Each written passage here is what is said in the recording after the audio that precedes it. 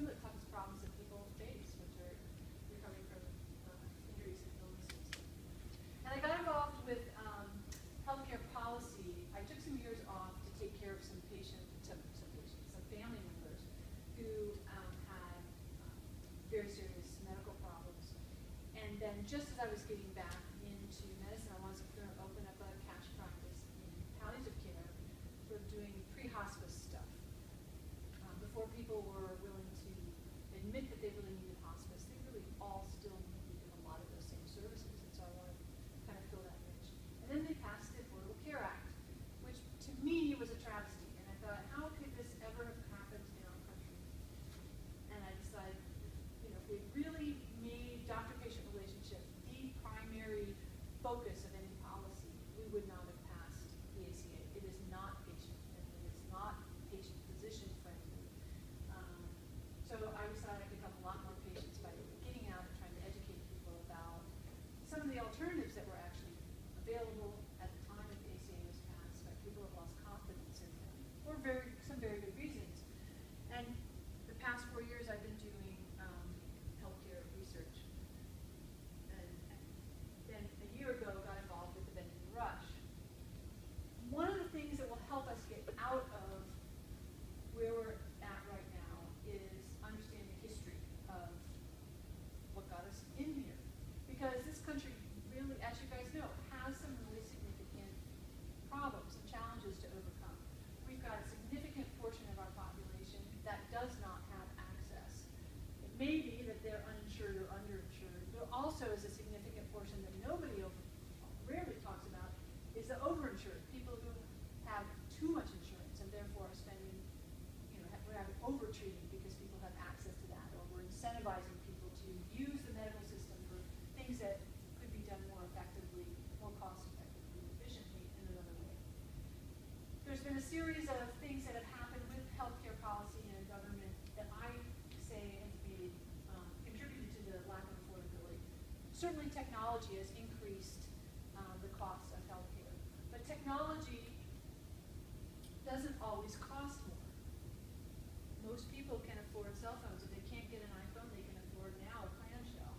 And the shoe shine guy at the airport had an iPhone. And why is that? Why is the technology of computers and so much of the other parts of our economy actually getting more value at less cost? But in healthcare, we see the opposite happening. So affordability, people are being priced out of affordable healthcare. And we're having trouble with really getting a hold of good quality of medicine. How do we measure quality? How do we increase the amount of quality that we have? There's lack of continuity. I think there's a lot of things that are going on that push us towards that. And the big debate, of course, is why are we in that problem? Many people will say it's because healthcare has no place in the market. It shouldn't be a market item.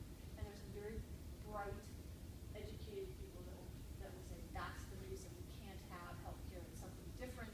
It should not belong in the market at all. On the other hand, other people are saying the reason that we're where we're at right now is not market failure, but government failure. There's been a series of interventions that have brought us to where we are. And regardless of what you think, whether it's a primarily market failure or primarily government failure, we have, as a country, made a lot of intervention through government policies, laws and regulations that have had definite effects. And that's part of what I want to go into today is what are the history, what are some of those interventions that have been occurring throughout. Because every place in the world has a mix of government and free market. Canada, which is a single payer, people pay 30% of the costs of their medical care out of pocket. 30% in a single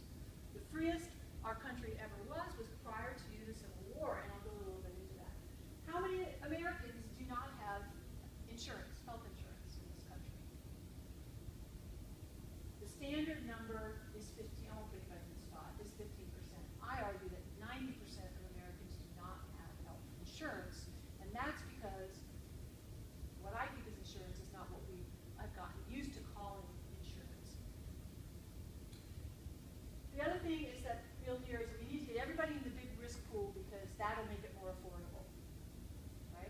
That's why there's the individual mandate. That's why we want to get large risk pools to make it more affordable. And I argue that that's not actually true because the cost of the care doesn't change. All you're doing is that you're making the average cost more predictable. By having a greater number of people in that pool, it's easier to predict what the average cost is, and you can charge everybody that average cost. But you're still going to have the really expensive people that are very sick and use up a lot of resources, and you're going to have the people who are healthier, tend to be younger, who aren't using up a lot of resources. But they're all being charged the same price, and of course then they end up subsidizing. So 150, 200 years ago, what was the state of medicine? We had people, that's up there is a little kit where they actually would bleed people. Leeches was another way they do it. There's all these patent medicines that nobody had any idea whether they're efficacious or not. One of the favorites of mine is this, and when the regulatory agencies finally said, you know what, Dr. Miles, your compound of extract of tomato really doesn't have any therapeutic medicinal value to it. They said, okay, we'll just sell it as ketchup. And there was a number of those things that became products that we'll hear about. So the history of healthcare payments, back in the 1820s and 1830s, that was the heyday of the free market. There was really no effective licenses. Even if the states had required medical practitioners to have a license, they weren't enforced. And at the time, these were the three main groups that were sort of vying for that practitioner market. The allopathic, which ended up being the MDs, and you were actually, you had a 50% chance of coming out not worse off if you had an encounter with an MD at that time. Because they had bloodletting, they had metal injections, and those metals were things like mercury or arsenic. So and they didn't wash their hands because nobody really wanted to do that. Can't blame them on that. As opposed to the eclectic healers, which use plant-based medications, things like digitalis, that we kind of use it as whatever that bark is that's aspirin. They were using plant-based therapeutics rather than these heavy metals, advising rest, stress reduction, and then the homeopathics, and in addition to their highly diluted medications, would also advise on nutrition and hygiene. You actually had a better chance of doing well with those two practitioners. But in 1847, the AMA became sort of a cartel vying for the MDs and started pushing for licensing. And they successfully were able to partner up with the state governments and started making it much tougher for the eclectics and homeopathics to practice. In 1870, we had 175 doctors per 100,000. After the Flexion, are you guys familiar with the Flexion Report at all? So this was, the AMA was saying we need better control over the quality of medical education. And they partnered with a nonprofit organization to have a study done. Flexion was the guy that ended up heading it. It was basically the AMA's study. Then he went and kind of did a little bit more to make it not look quite so obvious like it was the physician cartel that was pushing the study. And they came up and said, you know what, there's all these schools here that they're just terrible quality, and here's what a good medical school looks like. You have 2 years of basic sciences, and you have 2 years of clinical, and we have it based in a hospital. Sound familiar? It's pretty much what we're still doing today. But at the time, there might have been a medical school that was 2 years, and then you go out and apprentice with a practitioner in the field. Or 1 year. There's a great variety of schools. But what the Flexion Report did was, following that, there were a bunch of laws that were passed, making it so that you could not be certified as a school unless you followed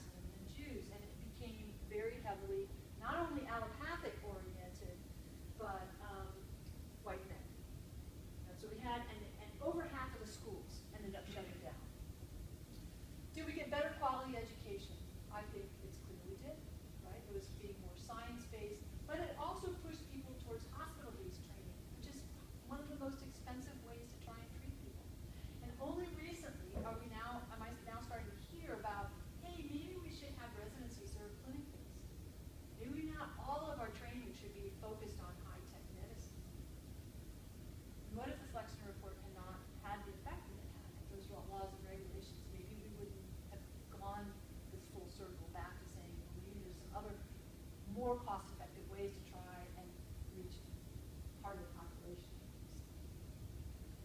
And when you cut down on the number of doctors, of course, those few doctors that are left, their income rises. They can charge more, right? Basic economics, shrink the supply, demand stays the same, prices are going to go up. So that making it hospital-based and shrinking the supply, both were forces that made things possible. Pre-World War I, the primary way people paid for their health care was out of pocket. And in fact, most of the sickness insurance was wage protection, because your lost wages was the biggest problem with getting sick. Medical care was relatively inexpensive at that time. And these friendly societies or mutual benefit societies would be local, they pool their resources, and they take care of each other.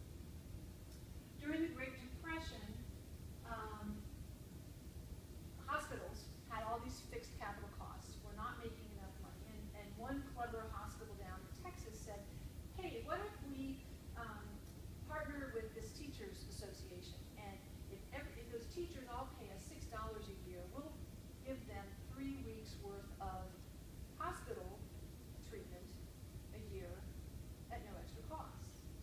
And this was the beginning of Blue Cross and Blue Shield. Well, Blue Cross was the hospital part of it, Blue Shield ended up being physicians.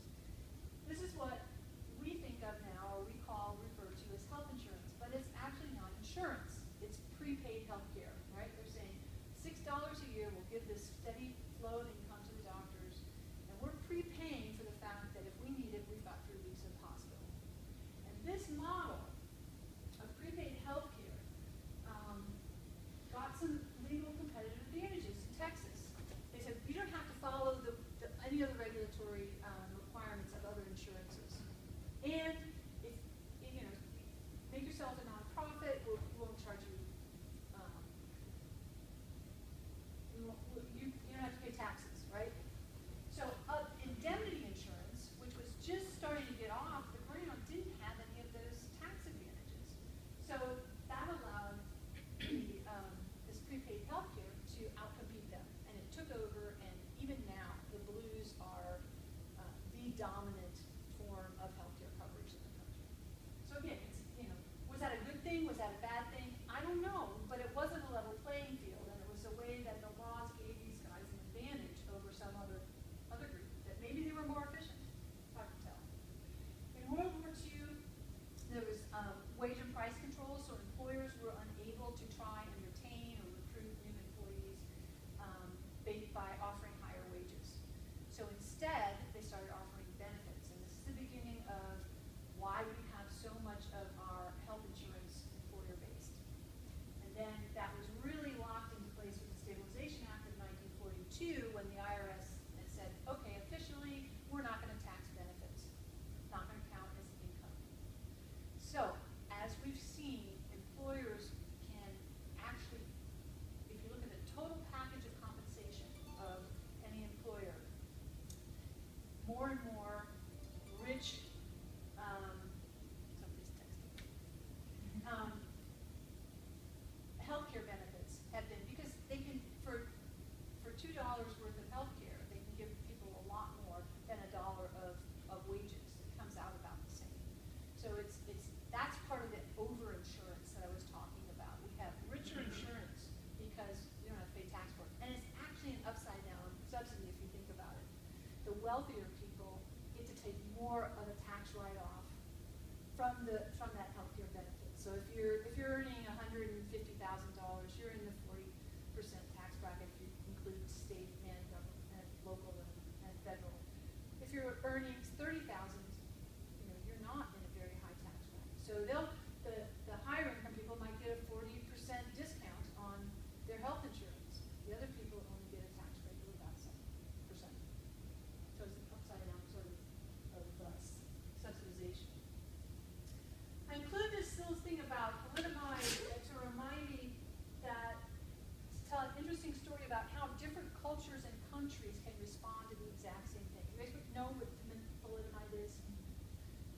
Horrific. It was this drug that was given to pregnant women, and babies were born without names. Absolutely horrific.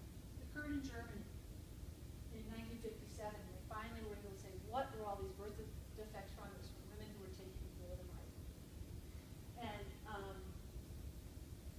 United States, we never had it okay. The FDA was actually started in 1906, but it gained most of its power following the whole thalidomide incident in 1957.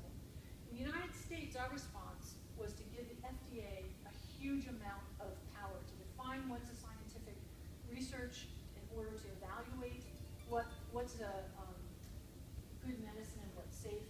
So all that power went to this government agency.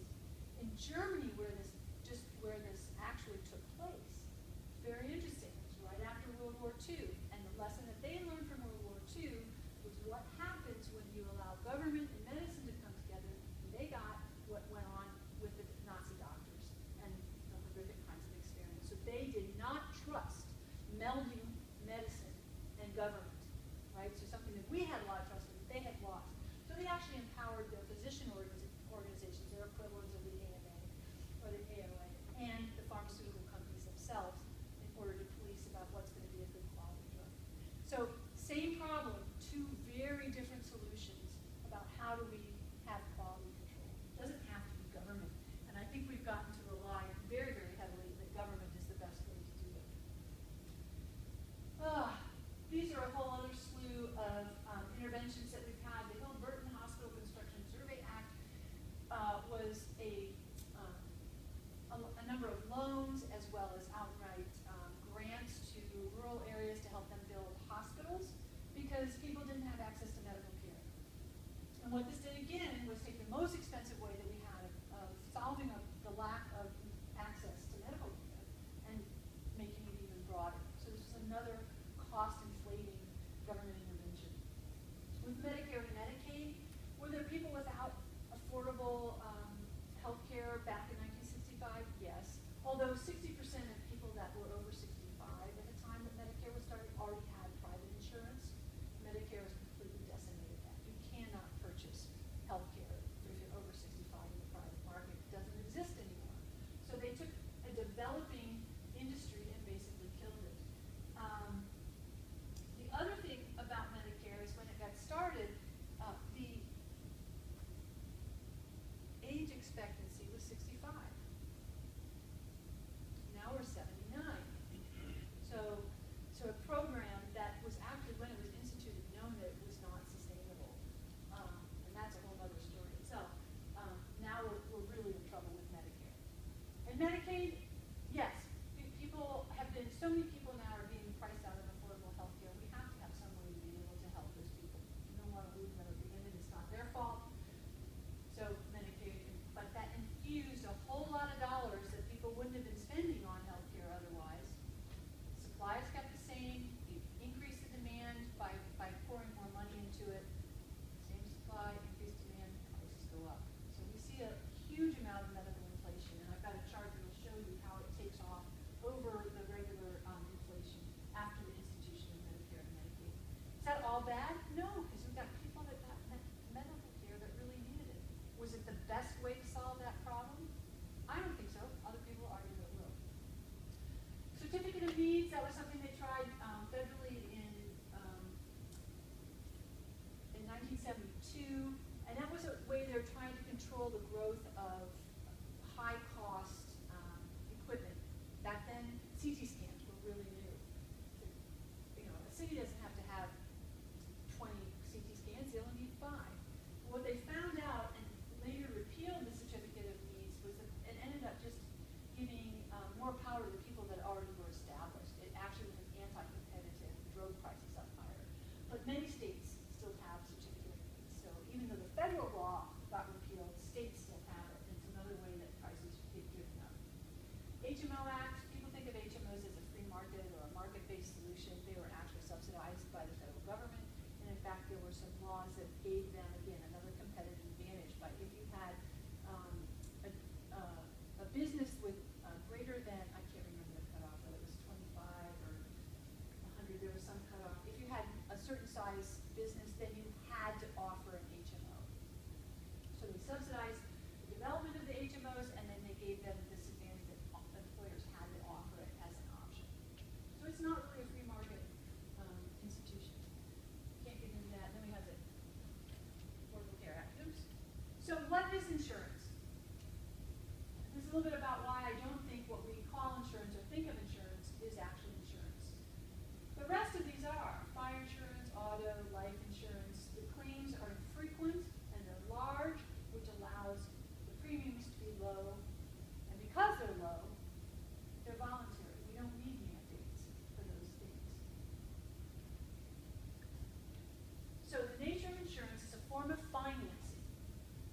protection against unlikely high-cost events. There is a reason that you don't insure for oil changes. We don't even insure for transmission changes.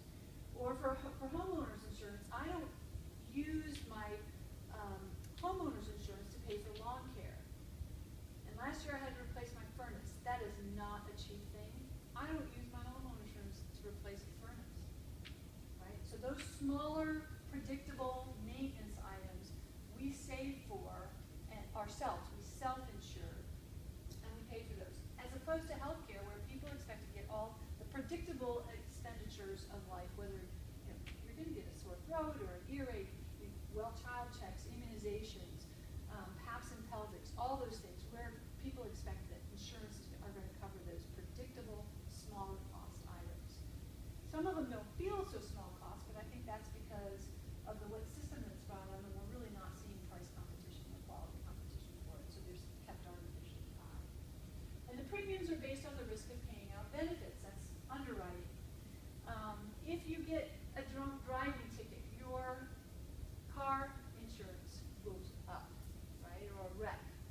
If you live in an earthquake area, you get to pay extra insurance for that earthquake possibility. So it's risk-based, and the people who choose to live in those risky areas pay more.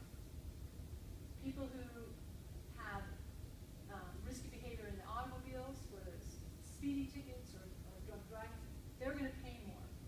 There's no equivalence, or very little equivalence. There's a little bit of a rider that if you're a smoker, you might have to pay more health insurance.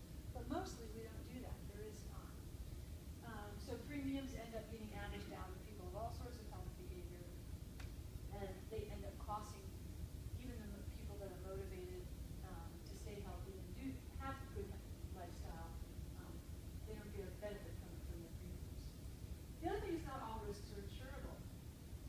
I mean, what's the risk of having an earache, and should that really be insurable? It's not large. It's that kind of stuff. The other risk that's not insurable, there's a reason that life insurance goes null and void if you kill yourself. That's under the control of the insured. We're not holding people accountable for their lifestyles within our insurance system. So what's not insurance? I would say HMOs are non-insurance. That's a prepaid health care. Obamacare is really strengthening that whole prepaid healthcare system, but it's also doing the other thing. There is a significant amount of wealth redistribution. Medicaid is 100% wealth redistribution, right? We're trying to help out the poor, so we're taking from people who do have more money and giving to people who have less. Not all wealth redistribution is unaccounted for in our current system. I think that the people on Medicare are some of the biggest victims of being priced out of affordable health care.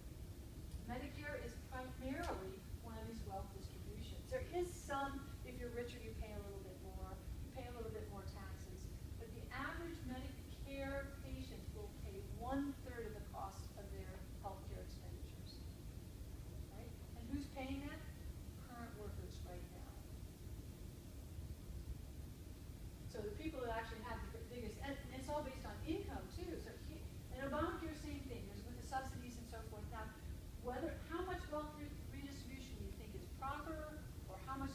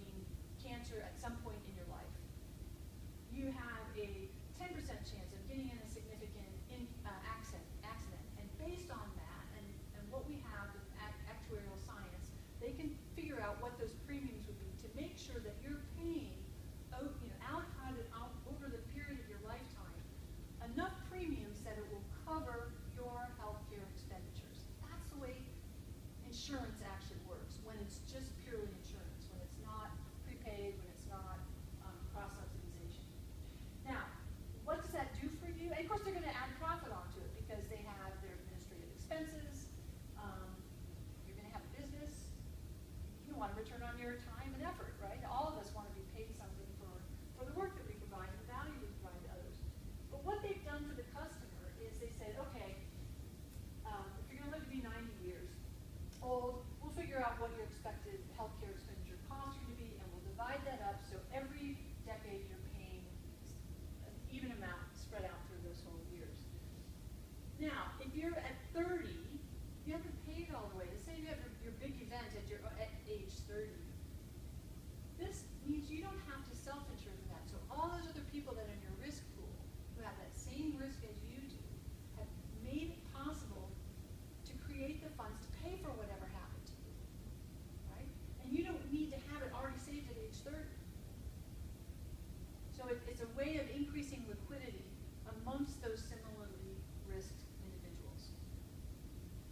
The problem with cross-subsidization is that it cannot exist in a system of competition, right? The only way that you can have cross-subsidization if there's some legal way of saying everybody has to be charged the same way. And this is part of what Obamacare is doing. If you have competition, then an insurance company is going to say, I can offer a lower premium to these healthier people. It's more attractive. They're not expecting to pay so much that it, like right now, you're hearing probably about how the premiums are going up amongst the young people, right? So it's getting to the point where if you're having to pay as a young person $1,000 a month for health insurance premiums, but you're only expecting to pay $20 a month of actual medical expenditures, it makes no sense to pay premiums. You might as well self-insure, right? So if that mismatch gets enough, then more people will opt out and say, it doesn't make sense financially for me to be part of paying into those premiums. I don't have that financial risk. So they drop out, they're voluntarily uninsured. Or if there was a competitive system going on, that competition would say, come over here, I'll charge you $30 a month to cover the event of a medical expenditure for you that might exist. And that ends up being more attractive and people actually participate. But what happens if you've got all these healthier people over here paying lower premiums, the pool that's left over gets sicker, more expensive, and their premiums rise. So the solution that has been created is put everybody in that big risk pool, but you continue to have the young and healthy cross-subsidizing the poor and the sicker, right? So the only way that people are going to continue to do that is if you coercively say you have to participate. That's where we get the individual mandate. Otherwise, it falls apart. But the other problem is that once you say we can't let competition happen, how do we get better quality? How do we get more efficient use of resources? How do we get innovation? Those are all competition-based. So if we exclude that in order to have everybody covered, then we're also wiping out our best chance of really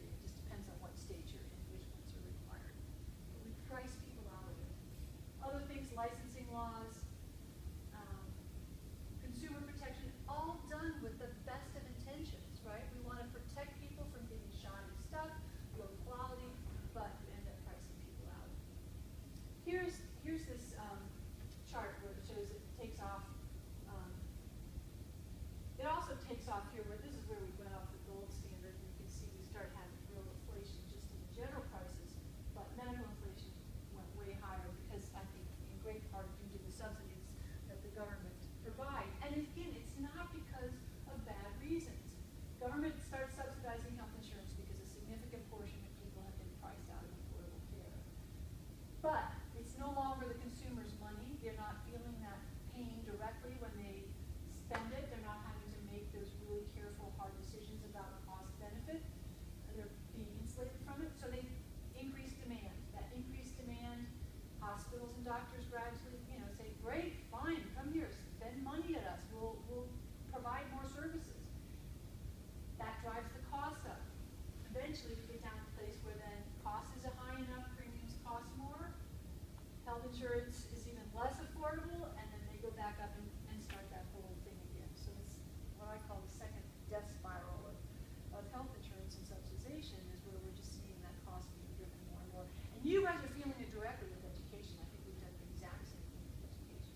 I graduated from the University of Cincinnati, 1983, $20,000 in debt. I realized that doesn't cover even 1 year of your tuition. That is a tragedy. And a lot of it has to do with how much education, particularly higher education, is getting subsidized and allowing the prices to go up. So what we're facing is a huge medical industrial government complex. Special interests, I mean, the biggest winners of the ACA were big insurance, big hospitals, big farm. And these guys, the cronyism of this law is absolutely, I think, horrific. And that's who's winning, because that's who does win when you make something political. Prior to the ACA, that blue box, that was what the bureaucracy was. That's Medicare, Medicaid, and some of the more local things like public health systems and so forth. And then the rest of that is the post-ACA bureaucracy that we've created. I don't know how that is going to make things more efficient. And the biggest problem is physicians are over there, patients are over here. We've got more and more in between this. So goals of health reform would be affordable access to quality medical care. I think it also, we should be really focused on informed patient self-determination. We want to build systems that will empower physicians and patients to make those best decisions about the health care that they're receiving. But that means you have to treat the whole person, their mind, their body, their spirit, and their bank account, and really think about that. The more we remove those economic decisions from the actual person having to benefit from those decisions, the less effective we are. The more we have to substitute distant people coming up with what the value system is going to be. We end up saying, okay, we're going to get 15 people up in the independent advisory payment board to decide where we need to cut, what's going to be covered and what's not. And I think voluntary exchange on a level playing field. If we had a free market, would we have health insurance the way it is? I don't think so, but I don't know. I'd sure like to find out without having to stack the deck against some things that I think would be more effective, cheaper ways to do it. So real health insurance would be catastrophic coverage. It would be high deductible, low premium. You guys pay for any insurance, car insurance, anything like that? Did you guys choose the highest deductible so your premium's lower? No? Maybe? But at least you get to choose. Okay. Individually owned. I mean, there's a whole other set of things that now, so our tax laws have incentivized people to get their insurance through their employee. What that's done is meaning that your employer owns your health insurance, really not you. If you lose your job, you don't lose your house, you don't lose your homeowner's insurance. But if you lose your job, you might lose your doctor, and you definitely lose your health insurance. And the reason that that's all employment-based is because of these tax laws that incentivize people to get it. And it's the creator of the pre-existing condition. If people owned their own health insurance, it would be portable, it would go with them, we'd have a steady, constant contract with the insurance company. And you could contract for multiple years. Not going to see, so that your premiums don't go up. You get pregnant, you insure that fetus that has no pre-condition,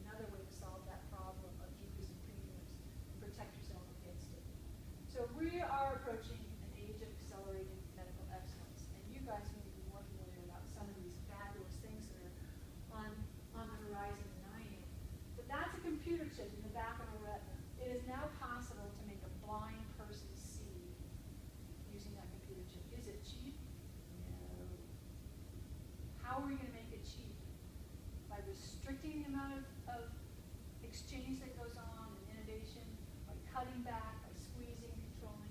I don't think so. Robots, paraplegics can walk. This robot actually is attached to the guy's nervous system that functions like his brain. It's not a computer. Cochlear implants, deaf get to hear. iPhones with a glucometer on it.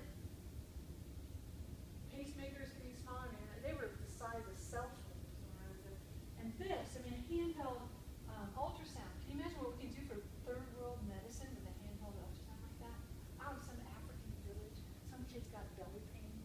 Do we have to transport this guy? Is it appendicitis or not? And there you are with your cheap handheld. So somebody said, you know, they now make cell phone cases that can do an EKG. There's a new heart study that they're doing to try and sort of reproduce the Framingham studies, but do it now. And you sign up for it, they'll send you a case for your iPhone, and several times a day it'll take an EKG for you. Fabulous stuff. But the way we're going to get out of that, the seniors like this one. It's a pill that you swallow for instead of having a colon. So we've got solutions, but the solutions to world poverty has not been top-down control, cutting, restricting. It's been allowing an abundance of resources to flourish, and we do that through voluntary exchange of value for value. That's what markets are all about. Markets have nothing to do with lie, cheat, or steal. Absolutely nothing. That's why we have laws. If you lie, cheat, or steal, you go to jail, right? And I think people have lost confidence in the market because they think that what we have is a free market, and the cronyism that exists, the power that large corporations have, which I think is there because of the cronyism and getting special favors through government. They equate that with the market, and that's the tragedy. So we're seeing emphasis on this cutting, and that's not how we're going to solve the problem of lack of abundance in healthcare, lack of access. So Benjamin Rush is committed to solving healthcare challenges through innovation, abundance, and an environment documentation relationship. And that's what it's about. So questions? Yeah. I have lots of questions, but I'll just ask you. And you can always email me. I love those. Where do you think, so with the individual mandate, when it kicks in eventually, if it can't fund itself, if not enough people go into the pool, do you think, where do you go from here? Do you amend the law? Do you repeal it? Or do you go on and eventually having not enough money to fund it, you end up putting everyone on Medicaid anyways and it just becomes single payer?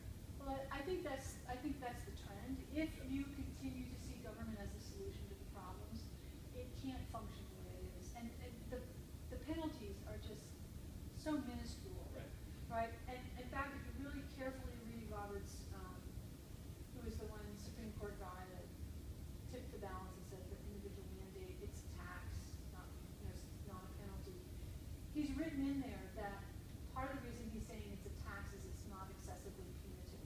So if they actually try and raise that penalty high enough to incentivize people to make a mandate function, it's going to go back to the Supreme Court, and that ruling of Roberts is going to say it's no longer a tax, it's no longer constitutional. So there's this built thing, and what are they going to do? I don't know. I think the pressure will be to move towards a single payer.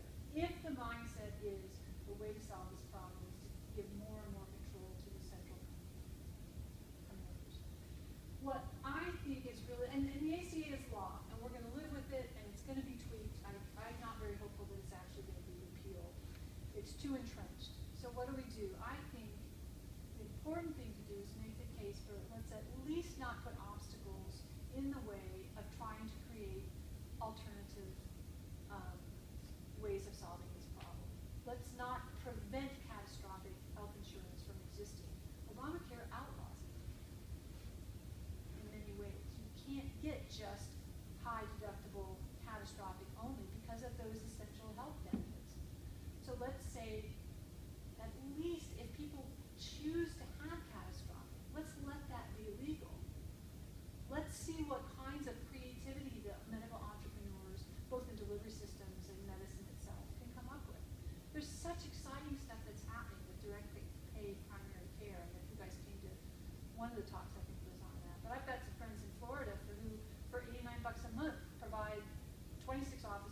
everything that can be done in a family practice office, including all the recommended preventive care things, can be done for $89 for the first person in the family, $69 the second, and for children's 1 through 100, it's $50 total, not a piece, total. And there's some guys in Nebraska that are doing it for $50 a person. And the reason, so they're getting a subscription, it's prepaid health care, but they're doing it in a way that is cost effective for them. It's a very highly personalized way of doing business. They've completely done away with insurances, so there's all that paperwork and office stuff that they don't have to pay for those. So their overhead is like 60% of what most positions are. That's how they can do it. But it would need to be, for it to continue, you can't take care of all of medicine in a family practice office. So you need that catastrophic. Let's not make that illegal, right? So the guys in Florida are actually starting to work with some small employers. If you're aware of how insurance functions, most large employers like, Safeway's not out here, is it? What's out here? Well, Whole Foods, self-employs, any of the big companies, the car companies, or they don't purchase insurance. They, out of their own profits, pay for all the health costs of their employees. So that's self-insured, and they just pay for an insurer to be the administrator of it. It takes a pretty big company to be able to generate enough profits to do that. But what my friend is in Florida is finding out that he can actually go and get contracts with employers that have 50 employees. Say, okay, you self-insure for the catastrophic stuff, and I'll take care of all their first dollar coverage primary care things. Right now, it's taken him years to make sure that he's not counted as an insurance, and then there's all sorts of legal stuff. But let's let those flowers bloom. Let's not wipe them out. And I think if we can demonstrate that there's alternative ways that work by not killing them off first, then that starts becoming its own argument for better ways. I think that's our best chance that we have of trying to. And for people who, even those people who want government or think that government should be in it, for them to be made more aware of their interventions. Right? So, as doctors, it doesn't do you any good if you are given a chemotherapeutic, a perfect chemotherapeutic absolutely kills the tumor, but in the meantime, you've also killed off half the heart cells and 3/4 of the brain cells of your patient. You're not going to use that drug. So whatever you're going to get, look at the whole system. And so people who want government to intervene need to be aware of and deal with those unintended consequences and the side effects of it. So that's the other part, is educating you. Okay, if you want this wealth redistribution, if you want process, look at what the trade-offs are. Is that really what you want to do? Because the bottom line is we're all on the same side. We all want people to afford health care. And I think the biggest bleeding heart liberal in the world would prefer to have somebody be able to afford that on their own power, not as charity or welfare. We want a system that empowers people. So we really are working towards the same thing. We disagree on how we want to get there. So, yeah, I think that left with the trend, we're headed towards single payer because that's the mentality. And we've got to try and show that there really are viable options that are different and explain some of those trade-offs that maybe people don't want to make those trade-offs. Like the Canadian, do you want to not access because you're waiting? Or do you want to not access because you can't afford it? It's still not access. Does that answer your question? Yeah. Comments, complaints, questions? Was it helpful, interesting, something different, new? Great, thank you. Thanks, I hope you got something more than just dinner. So what year are you? Second. You guys are all second?